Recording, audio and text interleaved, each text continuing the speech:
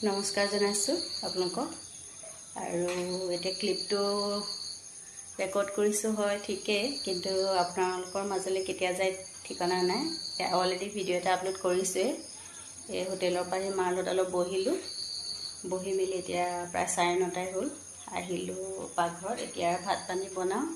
বাকী দিনৰ সন্ধিয়াৰ বাচন চাচনো আছে, অলপ চিজিল কৰি মেলি ভাতো বনাই যাম, সেইখিনিও চাফ কৰিম। খুৱাই মেলি আজৰি কৰালে কিমান সময় কি হয় ভিডিঅ'টো কেতিয়া আপোনালোকৰ মাজলৈ যায় নাজানো, খালি ৰেকৰ্ড কৰি ৰাখিছোঁ।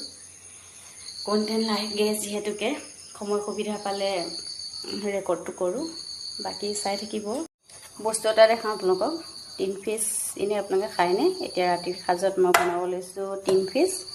এয়া মা আৰু মানুহজনলৈ, বাকী ল'ৰা আৰু মোলৈ এতিয়া পনীৰ তৰকাৰী বনিব। আৰু এইফালে ভাত আছেই, দিনৰ দাল অলপ আছেই। বাকী আজি এনেকৈ চলিব। আৰু মানুহজনে কেঁকুৰা খাই ভাল পায়। কেঁকুৰা দুটা চাফা কৰি ৰাখি থোৱা আছে, কেঁকুৰা বনাম। খালি কথা এটা হ'ল, এই টিন ফিছটো মই এনেও মানে চিলটো খোলোতে মই বিৰাট অসুবিধা পাওঁ। এনেকৈ মূৰে খুলিব লাগে। তাতে এতিয়া আহিছে এনেকৈ কঁকাল ভাঙা লাগে। মানে ইয়াৰ আগতো এটা আনিছিলে যোৱাটো সপ্তাহত, প্ৰায় এনেকৈ আছে। ক'লো এনেকুৱাটো নিদিবলৈ কৈ পঠালোঁ মানুহজনক, এনেকুৱাই আছে বোলে টিন ফিছকেইটা।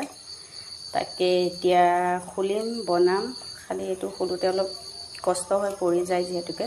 আৰু আপোনালোকে খায়নে বাৰু এইটো টিন ফিছটো জনাবচোন আপোনালোকে। আমাৰ ঘৰত প্ৰায়ে খায়।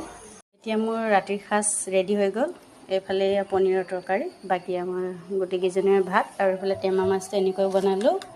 আৰু এয়া ডাল আছিলে, এইফালে জলকীয়া আৰু এইখিনি এতিয়া আমি খাওঁ, আপোনালোকে চাই থাকিব।